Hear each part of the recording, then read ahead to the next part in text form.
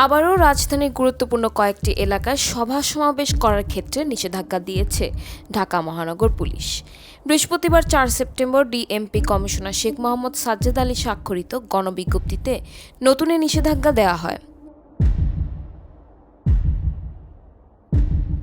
গণবিজ্ঞপ্তিতে বলা হয়, এত দ্বারা সর্বসাধারণের অবগতির জন্য জানানো যাচ্ছে যে জনশৃঙ্খলা এবং মাননীয় প্রধান উপদেষ্টার নিরাপত্তা রক্ষার স্বার্থে ঢাকা মেট্রোপলিটন পুলিশ অর্ডিন্যান্সের ২৯ ধারায় অর্পিত ক্ষমতা বলে আগামী ৭ সেপ্টেম্বর ২০২৫ থেকে পরবর্তী নির্দেশ না দেওয়া পর্যন্ত বাংলাদেশ সচিবালয় এবং মাননীয় প্রধান উপদেষ্টার সরকারি বাসভবন যমুনা ও পার্শ্ববর্তী এলাকায় যে কোনো প্রকার সভা সমাবেশ, গণজমায়েত, মিছিল, মানববন্ধন, অবস্থান, ধর্মঘট, শোভাযাত্রা ইত্যাদি নিষিদ্ধ করা হলো।